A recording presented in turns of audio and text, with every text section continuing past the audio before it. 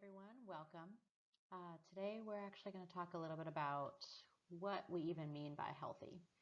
So before we even get to discuss fitness, physical activity, nutrition, we have to have some grounding or basis in what we even mean by healthy nutrition or healthy physical activity or healthy fitness. And there are some ways that we can agree on these definitions, but mostly what I want you to think about over the course of these few minutes, this PowerPoint, and for the purpose of your first assignment, is to think about what you actually determine is important.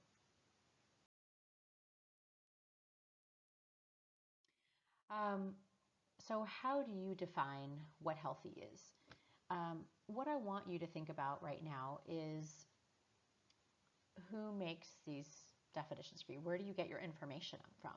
So one of the questions you're going to answer in your first assignment is thinking about your information, your resources, who you rely upon, who you trust to actually define what healthy is for you. So not only getting a sense of what you mean by what healthy is, but also who defines it. So let's dig into these couple questions a little bit.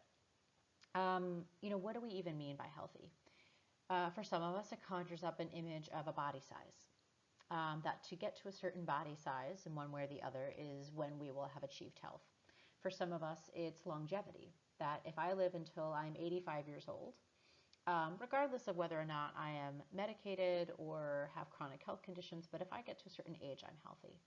Or for some people, it is the absence of medications and chronic health conditions, and that for them helps them determine that they're healthy.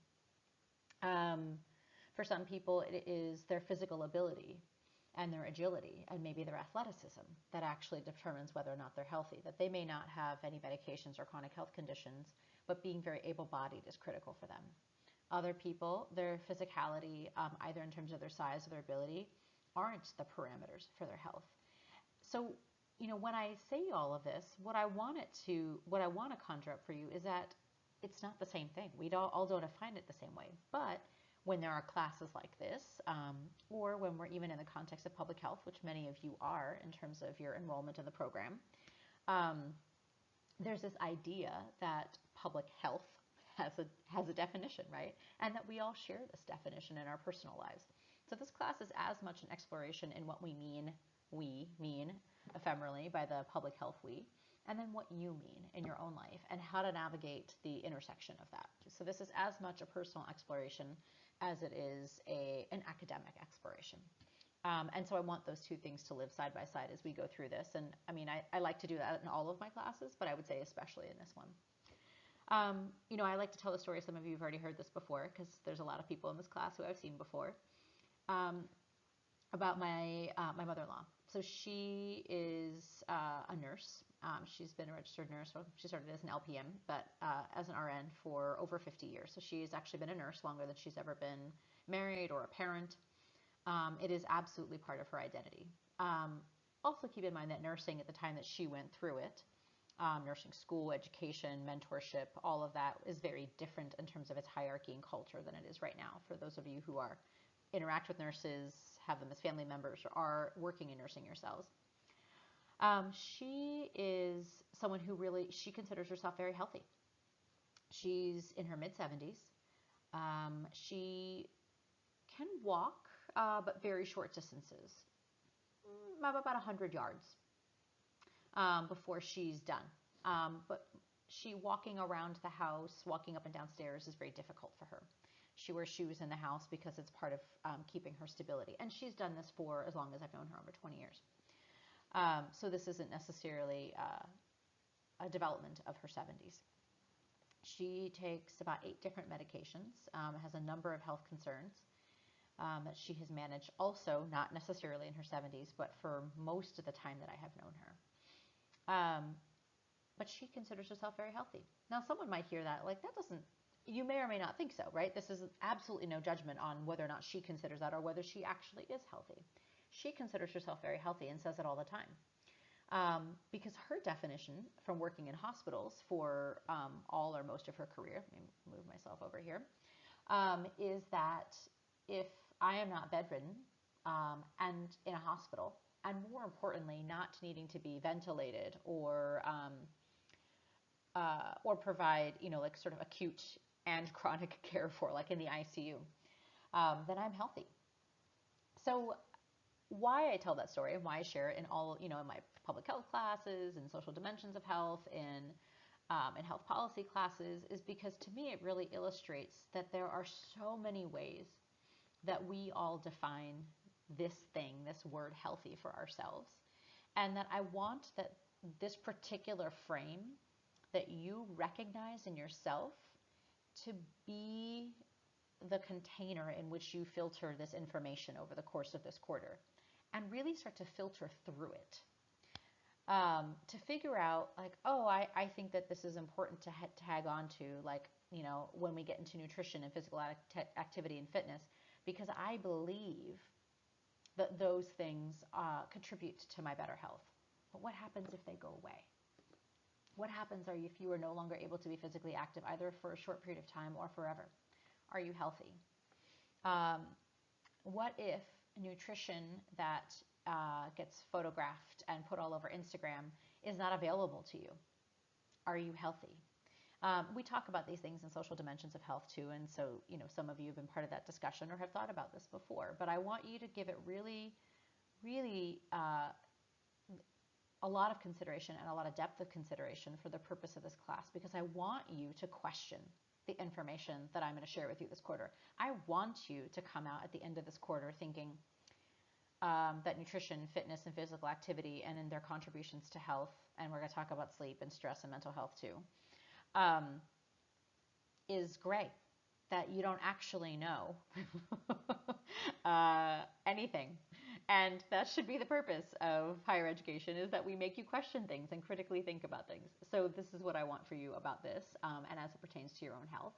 And then for you to reevaluate your goals. So in this assignment, this first assignment, the other thing you're going to do is I want you to talk really honestly about your goals. There is no right or wrong answer to any of these questions. You already know this about me. I am not grading you based on the right or wrong answers. I am looking at that for the depth of your consideration. I want to hear you, your voice, and see your thinking in, the typed assignment about what your goals are and why. And thinking about where you get that information from and maybe who set those goals for you.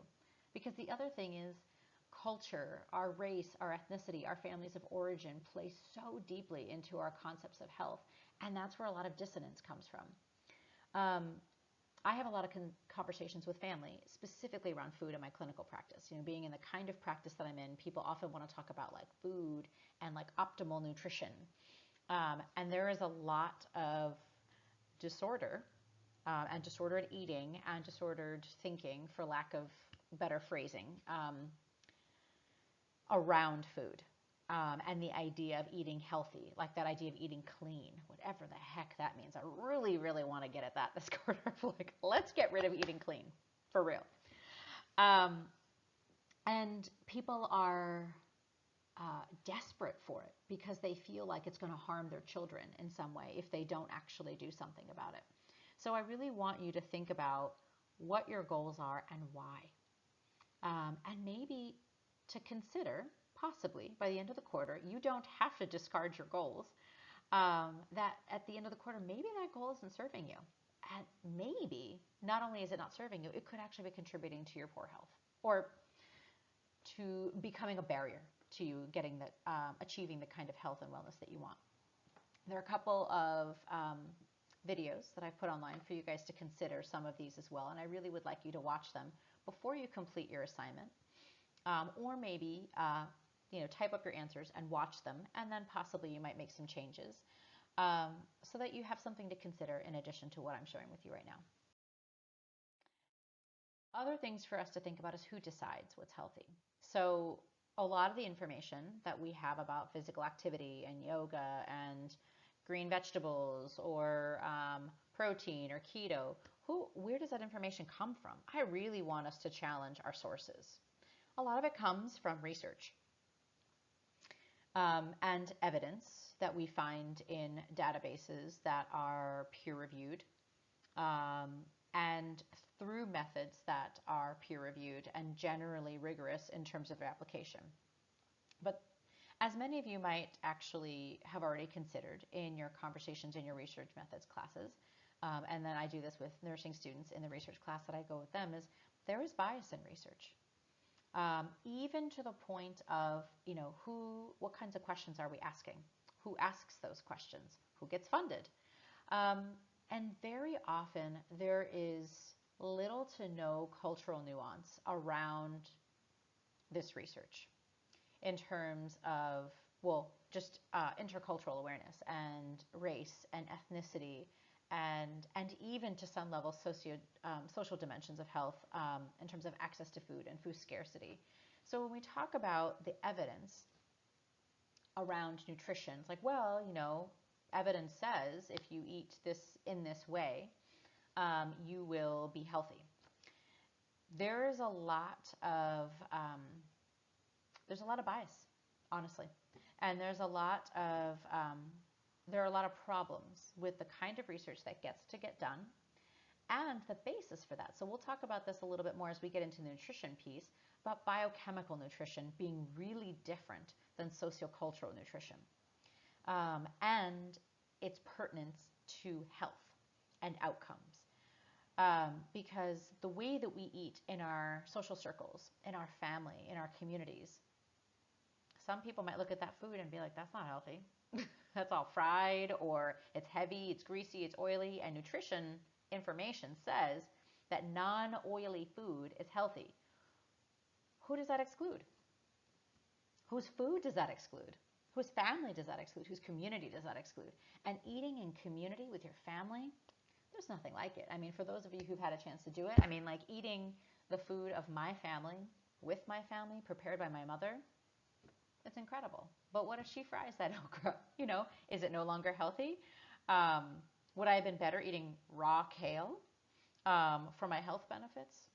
I mean, to me, not a chance, right? I mean, I'll always pick my mom's food over raw kale, or just kale in general. But thinking about all of the things that don't get addressed in nutrition and healthy eating in the evidence is a very important piece of what I want you to consider too, and the messaging that you have ingested about what's healthy and how that's influenced your goals. And who gets to decide a lot of the stuff is, public health researchers, people who study biochemical nutrition, not necessarily sociocultural nutrition, and who aren't necessarily looking at eating as, a necessity, like we just have to eat to live, but as a social construct, as a way that we invite people into our culture. So this is a conversation I in my pediatric practice that I have with families all the time around food introduction. All the families want to know, so what's the best food to introduce first? There's like, is it avocado? Well, what if you don't eat avocado? That's my first question. Do you guys eat avocado? Well, no. Well, then great. Don't give it to your baby. Why would you that's not the best food for your baby if it doesn't even live on your plate. Because what do kids want? They want to see what's on your plate. You're inviting them into the way that your family eats. You're inviting them into the worlds that you share, your community that you share around food. Is that unhealthy? If that food on that plate is fried or greasy or oily and you share that with your baby, is that unhealthy? Let's talk about it. I mean, I think that I want you to ask that question to yourselves first. That's your first assignment. And then we'll talk about it. So, over the course of this class, even though it's, we're using the online platform, we will hold discussions, and these are the kinds of things I want us to think about. So, here's where I'll plant the seeds, and then I want us to come together and actually have these conversations. Because we cannot have a conversation about what's healthy and what health is if we're not doing it in community. Because we actually, in asking the question who decides, have to decide that together. How do we communicate that? So the other thing I want you to really start to influence or to think about in terms of your influence is how do people communicate this? What are your earliest communications about what's healthy from your family? Maybe a clean plate is healthy. And that's that. You don't waste food in this family. And so that's what's healthy. Not the content, not, nothing else, but the sheer amount of, or maybe, I used to have a reaction to this when my parents helped out a lot with my son when he was really young. I mean, he still spends a lot of time with them, but he was with them every day. And my parents loved to cook. They make uh, they make food that is fresh and attempt to make food that is very nutrient dense. All things that we can dissect a little further. But my mom would make this big bowl of food. I mean, it's like, here was my camera, like this deep. It's a you could serve a good sized soup in that bowl, and she'd fill it up to the top. He was only 2 years old, and she would just put a bib on him, stick him in a chair, and put like a video on for him, and he'd be sitting there with his mouth wide open, like, and she'd just be shoveling food in there. I'm like, oh my god, uh, you know, grandma style. Uh, and I was like, Mom, I'm having a response to this. I don't actually think that that's really healthy. Like the content of the food is great. I'm super ecstatic that he's eating food prepared by your hands, in the way that our family eats, with really fresh ingredients that seem really nutrient dense. And I'm so happy about all of that in terms of, being his parents and wanting the best for him. But the way that you're feeding him, this relationship that you're creating around food, where he's sitting here not even paying attention, he doesn't even know if he's hungry. He's like trapped in a chair watching a video.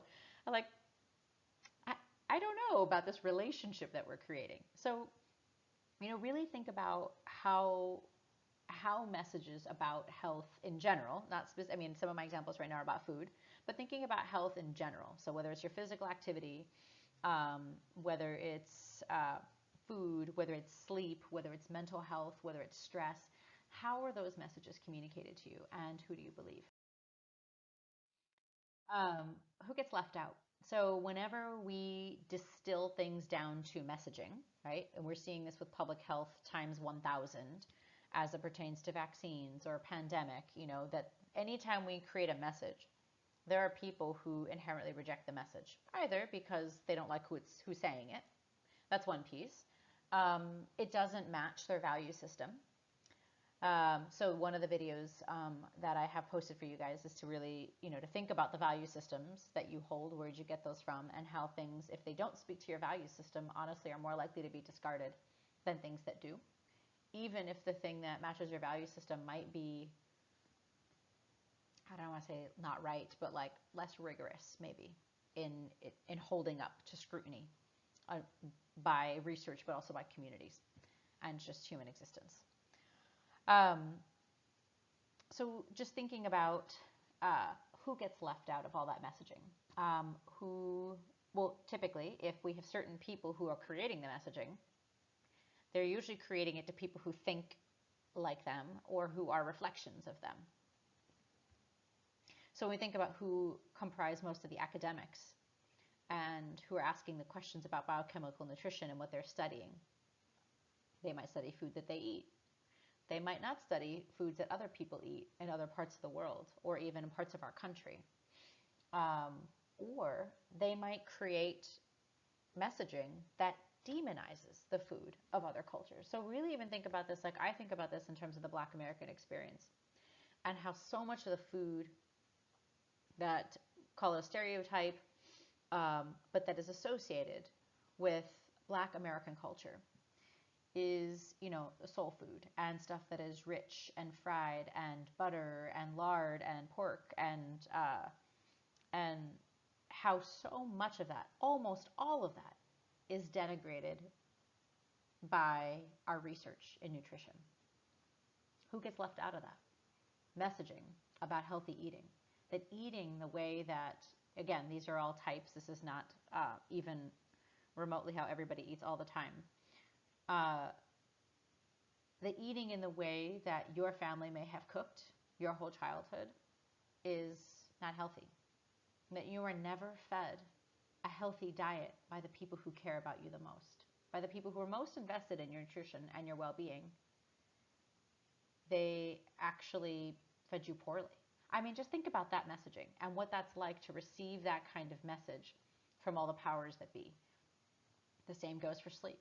The same goes for mental health. We know that has a lot of sociocultural connotations all the way across the board.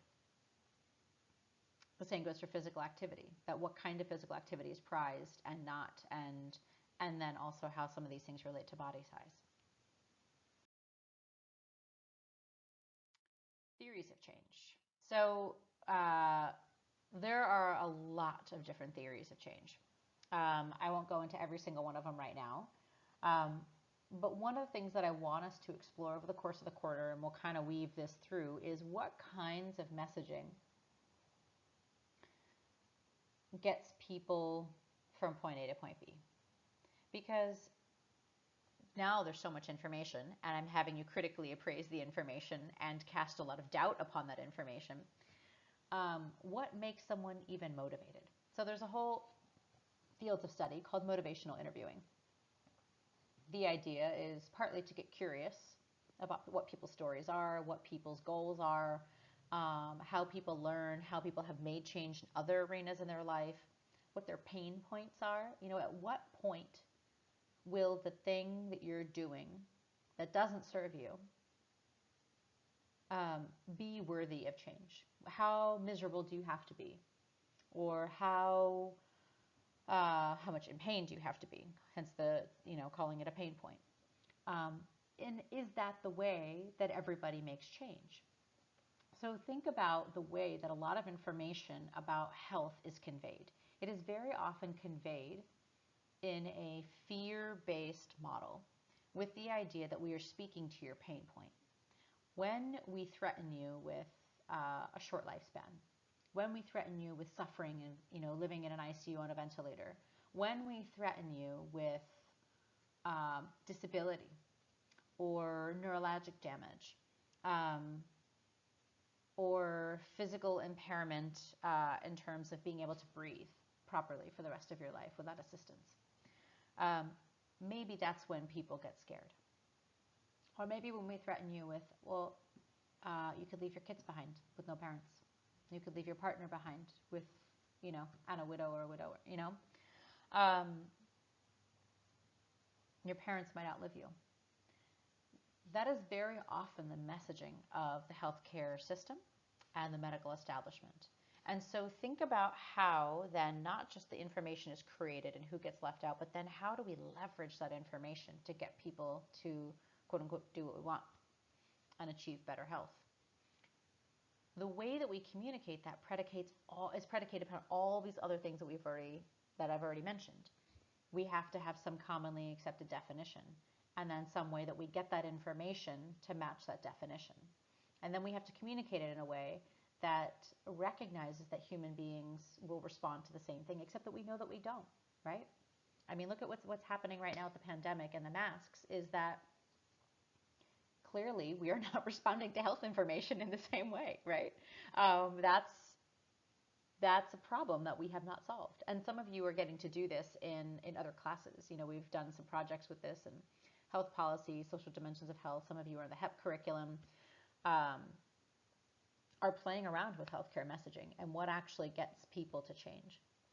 There's also lots of theories of change that we see in behavior change related to mental emotional health and behavioral health in students in schools, that positive encouragement really helps. But it still is predicated upon this idea that there is some common belief about what health is, that it's a common goal, and that if I just encourage you towards my goal, the goal, or the goal that research says should be your goal, you'll eventually see the reason and see the light and get there. And then there's other behavior change theories about just sort of community engagement. Like maybe if I am accountable to my community, I will do what my community asks of me. I don't want to be a burden to my family. I don't want to be a burden to the healthcare system. I don't want to be someone who's, I don't want to say poor choices, like the way that people would define as quote unquote poor choices, whose poor choices then cause harm to others. So it's less of like, this is my pain point, but more the community pain point. So there's lots of ways that we also make change too, right? And so thinking about how we also all make change very differently and motivated by different things means that everything that comes before that is really important to get clear on in terms of our beliefs. Because if we don't already believe, if we feel left out by the information, if we don't feel like that information is true, if it doesn't actually match our values, if it doesn't actually match our definitions of health, then making behavior change or even talking about how to make behavior change is kind of irrelevant, right? We can't even talk about the theories of behavior change or motivational interviewing if we haven't actually dissected all the stuff that we're asking people to change toward. So that's what I want you to do. I want you to dissect a little bit all of your own, I want you to dissect your goals.